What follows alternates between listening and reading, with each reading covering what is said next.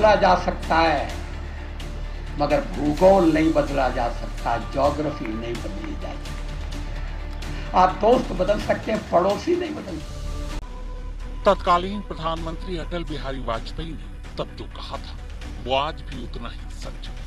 हम दोस्त बदल सकते हैं, पड़ोसी नहीं। और बस बरसों से यही दिक्कत है हमारी। ऊपर से पड़ोसी अगर पाकिस्तान तो ये दिक्कत नहीं, मुसीबत बन जाती है। पिछले 3 दशक से पाकिस्तान सरहद पार से भारत में आतंक भेजता रहा है। अब अगर ये बात खुद पाकिस्तान के डिफेंस मिनिस्टर भी ऐलानिया कहते तो फिर शक की कोई गुंजाइश बचती ही कहां है। 2024 में अमेरिका के तत्कालीन राष्ट्रपति जो बाइडेन ने पाकिस्तान को दुनिया का सबसे खतरनाक देश बताया था। तब बाइडेन ने कहा था कि मुझे लगता है कि पाकिस्तान दुनिया के सबसे खतरनाक देशों में से एक है। उसके पास बिना किसी निगरानी के न्यूक्लियर बम है और 150 से ज्यादा आतंकवादी संगठन। दरअसल बाइडेन ने तब गलत नहीं कहा था। संयुक्त राष्ट्र सुरक्षा परिषद यानी यूएनएससी ने 2024 में यह बताया था कि पाकिस्तान में 150 से ज्यादा आतंकवादी संगठन और आतंकवादियों को ब्लैकलिस्ट में डाल रखा है। सरहद की लकीरों को बांटकर बना था हिंदुस्तान और पाकिस्तान, मगर लकीर के उस पार जाने के बाद क्या हुआ पाकिस्तान का? जमहूरियत के पहनावे में अक्सर फौजी वर्दी का पहनावा क्यों हावी हो जाता है पाकिस्तान में? मजहब के नाम पर क्यों कट्टरवाद को जगह दी जाती है पाकिस्तान? आतंक के आकाओं को मजहबी रहनुमाओं का दर्जा कैसे मिल जाता है पाकिस्तान? आतंक की फैक्ट्री चलाने के लिए आतंकवादियों को सरकारी जमीन कैसे मिल जाती है पाकिस्तान? यानी कुल मिलाकर सवाल यह है कि आखिर पाकिस्तान आतंकवादियों के लिए सबसे महफूज जगह क्यों है? साउथ एशिया टेररिज्म पोर्टल यानी SATP की एक रिपोर्ट के मुताबिक पूरे पाकिस्तान में एक भी ऐसा राज्य नहीं जहां कोई आतंकवादी संगठन या आतंकवादी न हो। दिसंबर 2023 में अमेरिकी संसद में पेश एक दस्तावेज में बताया गया था कि पाकिस्तान में कुल 5 तरह के आतंकवादी संगठन काम करते हैं। पहला, जो दुनिया के किसी भी देश में हमले करते हैं। दूसरा, जो सिर्फ अफगानिस्तान में हमले करते हैं। तीसरा, जो सिर्फ कश्मीर को निशाना बनाते हैं। चौथा, जो पाकिस्तान के अंदर ही हमला करते हैं। और पांचवा, जो शिया बहुल इलाकों पर हमले करते हैं। पाकिस्तान में मौजूद कुल 3 ऐसे आतंकवादी संगठन हैं जो पूरी दुनिया के लिए खतरा है। पहला, अल-कायदा। दूसरा, अल-कायदा इन इंडियन सब कॉन्टिनेंट। और तीसरा, इस्लामिक स्टेट खुरासान। अफगानिस्तान पर हमला करने वाले पाकिस्तानी आतंकवादी संगठनों जो 2 सबसे बड़े संगठन हैं, उनमें एक है अफगान तालिबान और दूसरा हक्कानी नेटवर्क। पाकिस्तान में फलने फूलने वाले ज्यादातर आतंकवादी संगठनों के निशाने पर शुरू से ही अगर कोई रहा है तो वो है कश्मीर। पहलगाम हमले के गुनहगार TRF जैसे शैडो संगठनों को छोड़ दें तो सिर्फ कश्मीर में आतंकवाद फैलाने के लिए 5 बड़े आतंकवादी संगठन इस वक्त पाकिस्तान में काम कर रहे हैं। इनमें पहला है हाफिज सईद की अगुवाई वाला लश्कर-ए-तैयबा, मौलाना मसूद अजहर का जैश-ए-मोहम्मद, हरकतुल जिहाद इस्लामी, हरकतुल मुजाहिदीन और हिजबुल मुजाहिदीन। पाकिस्तान शुरू से ही आतंक बोता रहा और आतंक की फसल काटता भी रहा, मगर जब भी उससे सवाल पूछा जाता हमेशा मुकर जाता। वो तो पहली बार पूरी दुनिया ने आतंक के मुद्दे पर उसकी चोरी तब पकड़ी जब 9/11 का गुनहगार और अल-कायदा का चीफ ओसामा बिन लादेन उसी की गोद में मिला। पाकिस्तान ने दुनिया के सबसे बड़े आतंकवादी ओसामा बिन लादेन को अपने घर एबटाबाद में छुपा रखा था।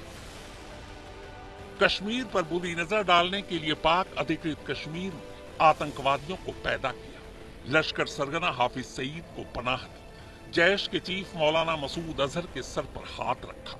अफगानिस्तान से भागे तो पाकिस्तान में तालिबान के लिए जमीन मुहैया कराई, शिया सुन्नी लड़ाई को सियासत के लिए हवा दी और भारत का most wanted don Dawood Ibrahim जब मुंबई में 93 करके हवा हुआ तो उसे भी अपनी गोद में बिठा लिया।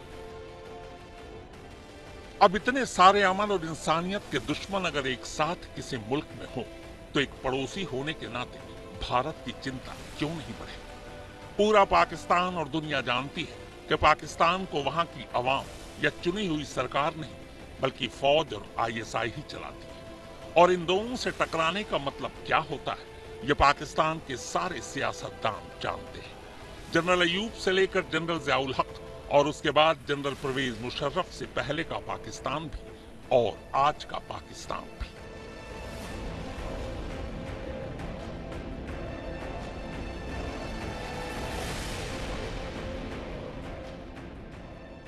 जी हां, इन चेहरों को कभी भूलिएगा मत, इन्हें हमेशा अपने जहन में रखिएगा। यही वो चेहरे हैं जिन्होंने अलग अलग रूप में आतंक के हजारों चेहरे हिंदुस्तान भेजे। आतंक के इन पुराने और घात चेहरों में सबसे नया चेहरा ये है। इसका नाम है सैफुल्लाह कश्मीरी। 22 अप्रैल को पहलगाम में सैलानियों पर हमले की जिम्मेदारी जिस टीआरएफ यानी द रेजिस्टेंस फोर्स ने ली है, उसी टीआरएफ का ये चीफ है। सैफुल्लाह कश्मीरी की ये तस्वीर पाकिस्तान में उसके आईडी कार्ड से ली गई है। टीआरएफ असल में लश्कर यानी हाफिज सईद का शैडो संगठन है। असल में जब लश्कर को आतंकवादी संगठन करार देकर उसे बैन कर दिया गया, तब पाकिस्तानी खुफिया एजेंसी आईएसआई के लिए लश्कर की फंडिंग मुश्किल हो गई। इसीलिए लश्कर ने टीआरएफ के नाम पर एक शैडो संगठन बना डाला। सैफुल्लाह कश्मीरी हाफिज सईद के राइट हैंड में से एक और लश्कर की रैंकिंग में तीसरे नंबर पर है। यानी पहलगाम पर हुए हमले में सैफुल्लाह कश्मीरी के जरिए सीधे हाफिज सईद का हाथ है। आतंकवादी संगठन घोषित किए जाने के बाद से हाफिज सईद लाहौर के अपने घर को छोड़कर आईएसआई के संरक्षण में किसी गुप्त ठिकाने पर रह रहा है।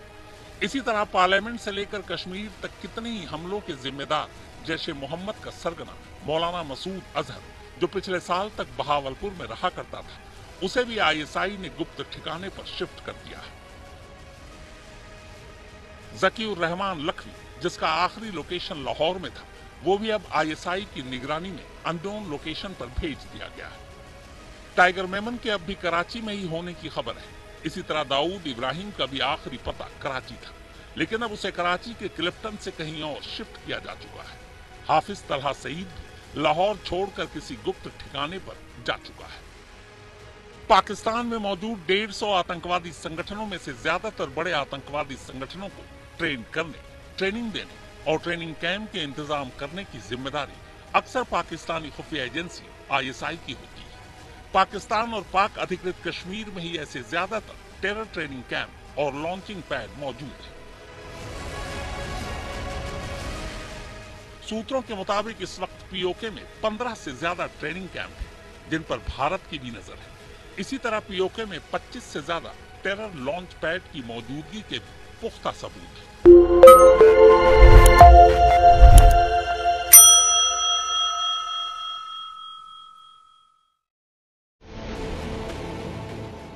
पहलगाम में 26 बेकसूर सैलानियों की मौत के लिए जिम्मेदार हमलावरों में से 3 की पहचान पाकिस्तानी के तौर पर हुई। तीनों का नाम, पता और उसके पाकिस्तानी होने के पुख्ता सबूत जांच एजेंसियों के पास है। भारत सरकार दुनिया भर के देशों को इन सबूतों की जानकारी भी दे चुका है, लेकिन पाकिस्तान अब भी यही कह रहा है कि पहलगाम में हुए हमले में उसका कोई हाथ नहीं है। हालांकि ये कोई पहला मौका नहीं है जब पाकिस्तान ने कश्मीर पर दिखावे की हमदर्दी जताई, झूठ पर सच का मुलम्मा चढ़ाकर उसे दुनिया के सामने पेश करने की कोशिश की। बल्कि सच्चाई तो ये है कि अपने वजूद में आने से लेकर अब तक पाकिस्तान सालों साल यही तो करता रहा है। कश्मीर कश्मीर रटते रटते और नौजवानों को मुजाहिदीन बता कर आतंकवादियों का निर्यात करते करते आज खुद वो बर्बादी के कगार पर पहुंच चुका है। सारी की सारी दहशत पाकिस्तान में जन्म लेती है, सारे के सारे आतंकी पाकिस्तान में पनाह लेते हैं, मगर फिर भी पाकिस्तान कहता है कि वो खुद आतंक का भुक्तभोगी है। पड़ोसी मुल्क तो यहां तक दावा करता है कि वो इन आतंकियों के खिलाफ कार्रवाई तो करना चाहता है, मगर वो उसके मुल्क में है ही नहीं, और अगर है तो उसे उनका पता ही नहीं मालूम। हालांकि ये वो पता है जिसका पता सबको है। साफ है, हमारा पड़ोसी सुधरने वाला नहीं, और बदनसीबी ये कि हम पड़ोसी बदल भी नहीं सकते। इतिहास बदला जा सकता है, मगर भूगोल नहीं बदला जा सकता, ज्योग्राफी नहीं बदली जा सकती।